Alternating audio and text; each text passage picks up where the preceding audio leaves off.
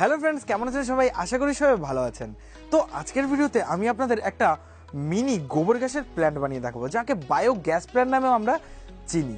তো আজ থেকে প্রায় 7-8 বছর আগে আমাদের বাড়িতে একটা গোবর গ্যাসের প্ল্যান্ট ছিল, আর আমাদের বাড়িতে অনেক কটা গরুও ছিল। তো সেই গরুর থেকে আমরা যে গোবর পেতাম, সেই গোবরটাকে কাজে লাগিয়ে আমরা গোবর গ্যাস উৎপন্ন করতাম, আর সেই গোবর গ্যাসকে কাজে লাগিয়ে আমার মা আর ঠাকুমাকে অনেক রান্না করতেও আমি দেখেছি। তো এর জন্যই আজকে আমার এই ভিডিওতে আপনাদের দেখাবো যে কি করে গোবর থেকে আমরা গোবর গ্যাস বানাতে পারবো। যদিও বা আজকের বানানো গোবর গ্যাসের প্ল্যানটা অনেকটা ছোট হবে, কিন্তু আশা করবো এটা দেখে আপনারা মজা পাবেন। তো বন্ধুরা, ভিডিওটা পুরো লাস্ট পর্যন্ত দেখবেন। তো চলুন আর বেশি কথা না বাড়িয়ে আপনাদের সবাইকে স্বাগত জানাচ্ছি আপনাদের এই চ্যানেল এক্সপেরিমেন্টালে। আমার নাম রাজদীপ, আর চলুন আজকে ভিডিওটা শুরু করা যাক। তো ফ্রেন্ডস, প্রথমে আমাদের এরকম একটা বোতল নিয়ে তারপরে এই বোতলটা ঢাকনিতে এরকম একটা ছিদ্র করে নিতে হবে। তারপরে আমাদের লাগবে একটা আইবি সেট, যেটাকে যে কোনো কেমিস্টের শপে আপনারা পেয়ে যাবেন। তো এই আইবি সেটটা যেন এই ঢাকনাটাতে ঠিক এরকমভাবে সেট হয়ে যায়, সেটা আপনারা খেয়াল রাখবেন। আর একটা জিনিস খেয়াল রাখবেন, যেন এটা লাগানোর পরে এই দুটো পোর্শন দিয়ে কোনো রকম হাওয়া লিক না হয়। তার জন্য আমার কাছে রয়েছে গ্লুগান। তো গ্লুগান দিয়ে আমি এই দুটোকে সিল করে দেবো। আপনারা এখানে ফেভিকুইক কিংবা এমসিলও ইউজ করতে পারেন। তো ফ্রেন্ডস, গ্লুগান দিয়ে এটাকে লাগিয়ে দেওয়ার পরে আমাদের এই জিনিসটা পুরোপুরি রেডি হয়ে যাবে। তো এবার আমরা যেটা করব, একটা বালতি নেব। তো বালতিটার ভিতরে আমাদের কিছু পরিমাণ টাটকা গোবর দিতে হবে, যেটা আমি আমার পাশের বাড়িতে গিয়ে নিয়ে এসেছি, কারণ আমাদের বাড়িতে কোনো রকম গরু নেই, আমি আগেই বলেছি। তো আপনাদের ভিতরে কিছু লোকের হয়তো এটা দেখলে ঘৃণা লাগতে পারে, বাট গোবর দেখে আমার সত্যি বলছি কোনো রকম ঘৃণা করে না, কারণ ছোটবেলা থেকে আমি এগুলো দেখেই মানুষ, কারণ আমি পুরোপুরি একটা গ্রামের ছেলে।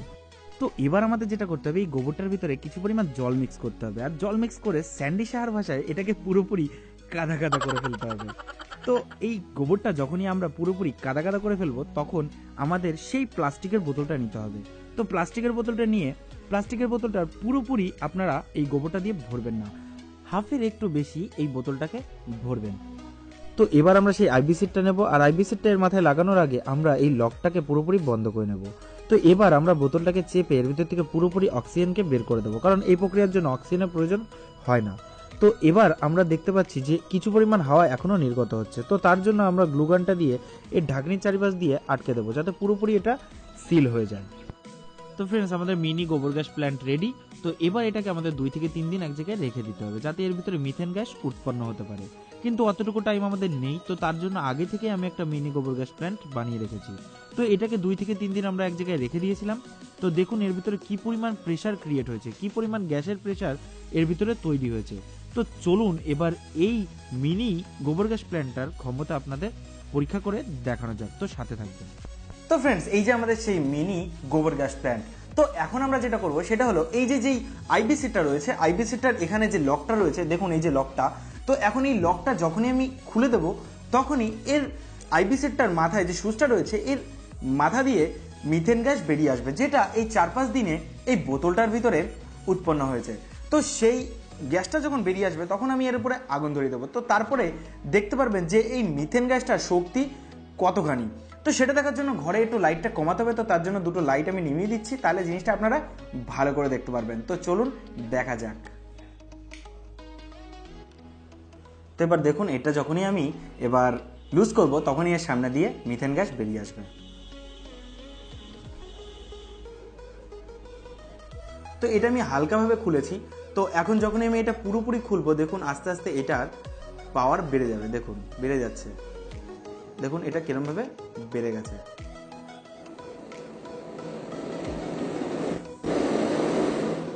দেখুন, তাহলে বুঝতেই পারছেন এর পাওয়ার কতখানি।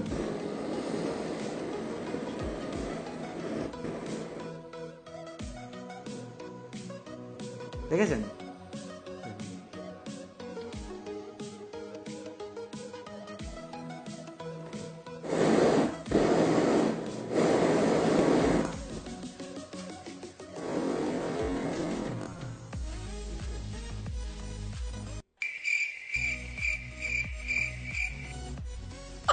দেখুন এর পাওয়ার এতটা, এর মাথার দিকে যে সুইটা রয়েছে সেটা উড়ে গেছে কোথায়। ভাগ্যিস সামনে কেউ ছিল না, নালে হয়তো গায়েই বিঁধে যেত। জয় মা তারা, বেঁচে গেছি। তো ফ্রেন্ডস, আপনারা দেখুন যে এই পোর্শনটা খুলে উড়ে বেরিয়ে গেছিল। সত্যি আমি ভয় পেয়ে গেছিলাম। সত্যি বলুন, আপনার গায়ে যদি এটা গিয়ে ছুটে গিয়ে লাগে, তাহলে আপনার কেমন অবস্থা হবে সেটা আপনি ভেবে দেখুন। তো ফ্রেন্ডস, আমাদের কাছে কিছু পরিমাণ তার রয়েছে, একটা তার, তো এই তারটা কি এবার আমরা জ্বালিয়ে দেখি যে এইটার পাওয়ারে এই তারটা পুরো পড়ে কিনা।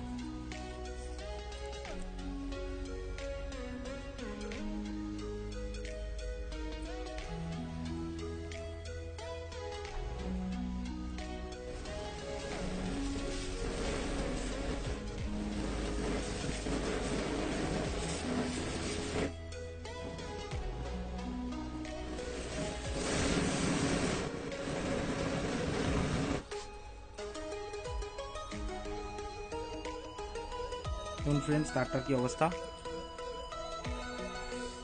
এর ভিতরে তামাটাকে এখনো গলাতে পারিনি, তামাটাকে গলাতে গেলে অনেকটা তাপ লাগবে। তো ফ্রেন্ডস, আপনারা দেখলেন যে এই ছোট্ট গোবর গ্যাস প্ল্যান্টটাতেও কি পরিমাণ পাওয়ার রয়েছে। তো এর জন্য হয়তো সরকার মাঝখানে এই গোবর গ্যাস প্ল্যান্টটা নিয়ে খুবই সিরিয়াস হয়েছিল, কিন্তু কোনো কারণবশত এই গোবর গ্যাস প্ল্যান্টগুলো আস্তে আস্তে বন্ধ হয়ে যায়। এর মেন কারণ আপনারা ধরতে পারেন বাড়ি বাড়ি এলপিজি গ্যাস চলে আসা। যেমন আমাদের বাড়িতেও এই গোবর গ্যাস প্ল্যান্টটা বন্ধ হয়ে গেছিল, এলপিজি গ্যাসের কারণেই এটা বন্ধ হয়েছিল। তো যাই হোক বন্ধুরা, আজকের ভিডিওটা যদি আপনাদের ভালো লাগে তো ভিডিওটাকে অবশ্যই একটা লাইক দেবেন। আর আমার চ্যানেলে যদি আপনাদের ভিতরে কেউ নতুন হন, অবশ্যই চ্যানেলকে সাবস্ক্রাইব করে বেল আইকনটা অবশ্যই প্রেস করবেন, কারণ এরকমই মজার মজার ভিডিও আমরা ডেইলি আনতে থাকি। আর যদি আমাকে আমার সোশ্যাল মিডিয়া অ্যাকাউন্ট মানে ফেসবুক পেজ আর ইনস্টাগ্রামে ফলো করতে চান, ডেসক্রিপশনে লিংক আছে, অবশ্যই সেখানে গিয়ে আমাকে ফলো করে নিতে পারেন। তো বন্ধুরা, আশা করবো আপনারা ভালো থাকবেন। দেখা হবে পরে কোনো মজাদার ভিডিওতে। জয় হিন্দ, বন্দে মাতরম।